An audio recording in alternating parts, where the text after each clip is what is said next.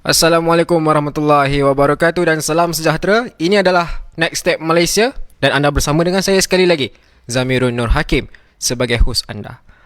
Di zaman era pandemik COVID-19 ini, kita hidup dengan norma baharu. Kita hidup dengan kekangan SOP, kita hidup dengan kekangan penjarakan fizikal, kita hidup dengan kekangan untuk tidak berhimpun atau berkumpul beramai-ramai.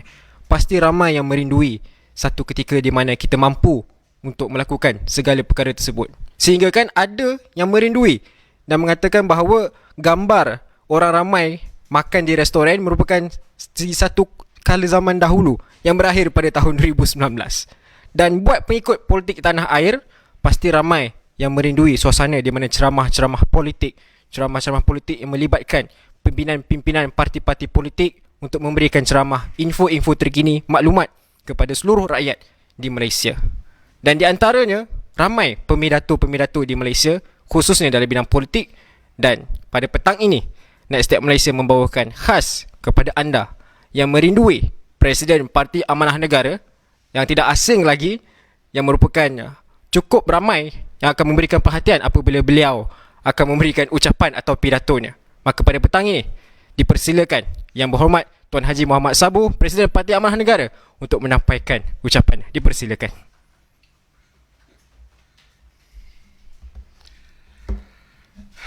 Assalamualaikum warahmatullahi wabarakatuh. Salam sejahtera kepada semua. Saya bersama dengan rakan-rakan menubuhkan Parti Amanah Negara selepas peristiwa Muktamar PAS 2015 di Kuala Selangor. Pada bulan Ogos, Parti Amanah Negara ditubuhkan dan diresmikan pelancarannya pada 16 September 2015. Baru-baru ini dalam temu bual dengan Presiden PAS, kita doakan semoga beliau cepat sembuh, sedang dirawat di hospital sekarang ini. Beliau mengatakan bahawa perundingan antara beliau, Dr. Harudin dan Tun Guru Nia Aziz berlaku di Putik, Kelantan. Setelah berlaku perpecahan politik di mana Parti PAN atau Amanah ditubuhkan dan PH diwujudkan, suasana politik itu membolehkan mereka PAS untuk bertaawun dengan UMNO. Saya tak kisah PAS nak bekerjasama dengan parti mana, itu hak mereka. Tetapi fakta naklah betul. Tok Guru Nia Aziz meninggal dunia pada bulan Februari 2015. Muktamar PAS pada bulan 5 2015.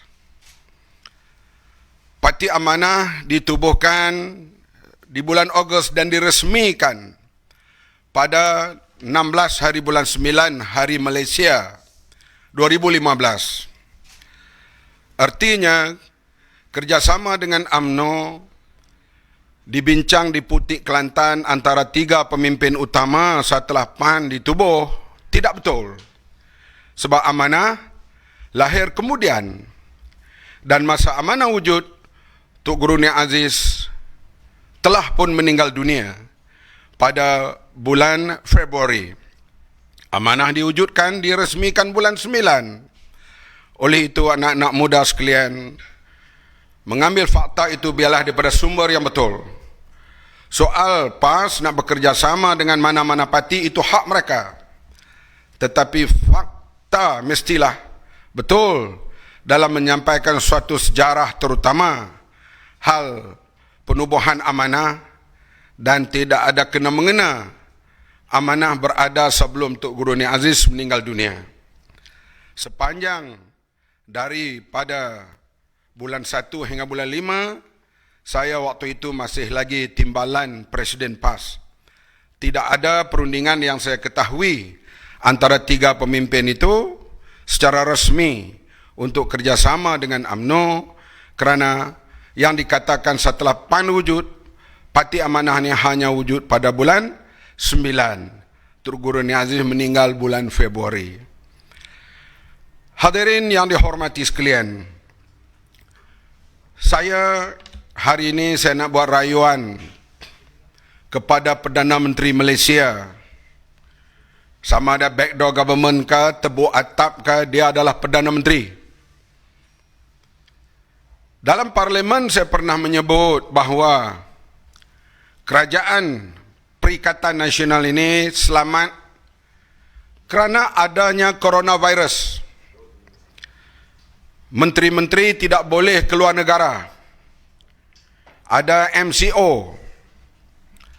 Kalau mereka hadir ke persidangan antarabangsa, rakan-rakan luar negara akan bertanya, bagaimana kamu membentuk kerajaan? Macam mana kamu form government? Negara-negara demokrasi seperti di Eropah amat concern terhadap peraturan demokrasi, hak asasi dan sebagainya. Lihat baru-baru ini bila Perdana Menteri melawat Indonesia, bagaimana beliau dikritik dengan begitu hebat oleh rakyat Indonesia dan rakyat Malaysia. Kerana Perdana Menteri yang tidak mendapat mandat rakyat melawat sesebuah negara. Laman web Presiden Indonesia sendiri penuh dengan kritikan-kritikan bila menerima Perdana Menteri Malaysia melawat Indonesia. Itu belum lagi melawat New Zealand, melawat Australia, melawat England, Jerman dan negara Eropah. Sekerana di sana mereka amat concern dengan demokrasi. Barangkali menteri-menteri kerajaan Malaysia boleh melawat negara-negara Afrika dan negara Arab. Kerana di sana tidak concern sangat soal demokrasi dan sebagainya. Dan mereka mempertahankan kuasa dengan iron fist, dengan kekuatan yang ada kepada jentera kerajaan termasuk tentera dan polis. Tetapi di negara-negara barat dan negara-negara yang mengamalkan demokrasi, mereka amat concern soal mandat rakyat ini. Itu pun bukan penting lagi. Yang lebih penting kepada kita ialah soal rakyat. Apabila kerajaan berada dalam keadaan situasi yang tidak kukuh, tidak dihormati. Bayangkan 70 orang ahli-ahli parlimen di negara ASEAN mengkritik kerajaan Malaysia, meminta demokrasi dikembalikan. Takkanlah kita nak lihat negeri macam Kampuchea, Laos, Vietnam yang begitu terkebelakang dalam hal demokrasi ini mula mengkritik Malaysia. Kalau keadaan ini berterusan, bagaimana pula pelabur-pelabur asing yang nak melabur berbilion di Malaysia? Bila melihat kerajaan yang dianggap tidak stabil, kerajaan yang dipimpin oleh Perdana Menteri yang ahli parlimen minoriti menyokongnya, maka jikalau pelabur-pelabur mengambil sikap beralih arah ke Indonesia dan Vietnam dan lain-lain negara, akhirnya yang pakrah ialah rakyat. Sebab itu, dengan penuh kesedaran dan merendah diri sebagai ahli parlimen, sebagai orang yang berkecimpung dalam politik yang agak lama, barangkali hampir sebaya dengan Perdana Menteri sekarang ini, saya merayu supaya dengan penuh insaf dan sedar beliau kembali kalah mandat negara ini kepada yang mempunyai hak. Berundurlah kerana demi kepentingan negara dan kepentingan rakyat sekarang dan pada masa yang akan datang. Tambahan pula, kita memerintah bersama di bawah Pakatan Harapan. Kita dapat menurunkan indeks persepsi internasional. Bagaimana daripada nombor 61 ke 51, artinya rasuah telah berkurangan. Walaupun barangkali tak dapat dihapuskan sepenuhnya. Tetapi sekarang tak sampai setahun, di bawah pimpinan yang amat berhormat, indeks Transparency International naik kembali. Nombor 51 ke 57. Tak sampai 1 tahun. Artinya kerajaan ini kerajaan yang gagal. Kerajaan yang tidak dihormati di peringkat antarabangsa. Lihatlah hasil lawatan ke Indonesia bagaimana Perdana Menteri kita dibelasah oleh rakyat sana dan rakyat Malaysia. Belum lagi ada press conference.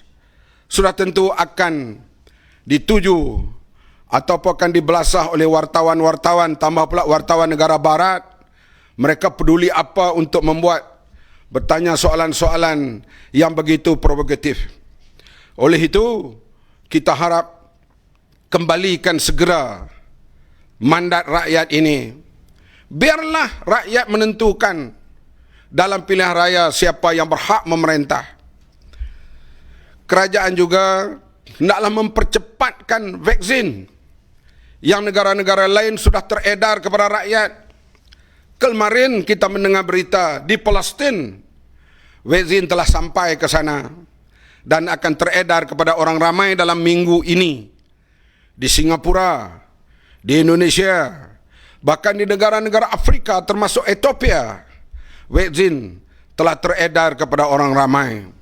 Kita dikatakan bulan depan dan kita harap di bawah saudara yang berhormat Khairi Jamaluddin dapat menanganinya dengan sebaik mungkin supaya vaksin itu dapat sampai kepada rakyat jelata dengan begitu cepat dan segera. Dan keadaan coronavirus ini kita berusaha dengan berbagai cara.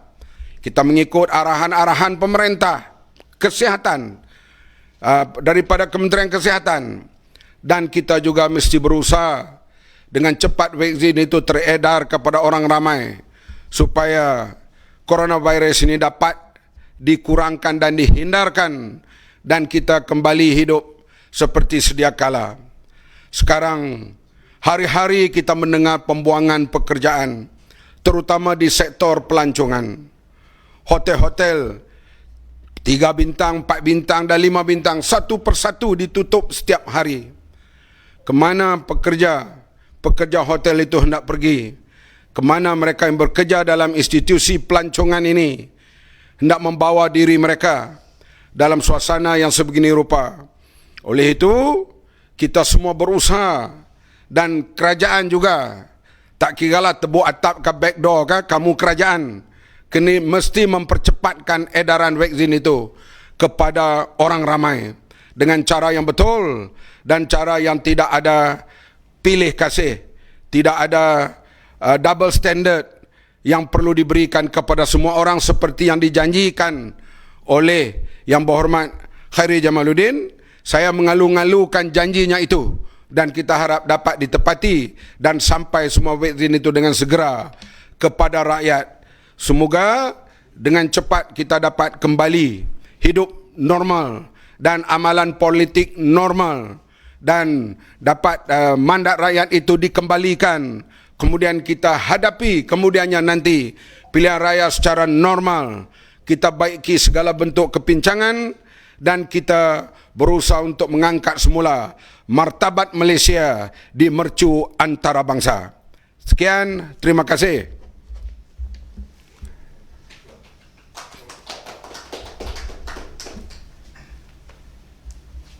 Terima kasih diucapkan kepada Yang Berhormat Tuan Haji Presiden Muhammad Sabur atas ucapan sebentar tadi. Semoga sedikit sebanyak dapat mengubat rindu bagi mereka yang merindui ucapan Abang Mat. Kepada anda yang sedang menonton, jangan lupa follow dan share channel Next Step Malaysia untuk ikuti perkembangan terkini, khususnya berita politik tanah air dan politik antarabangsa. Sekian, terima kasih. Assalamualaikum. Salam hormat.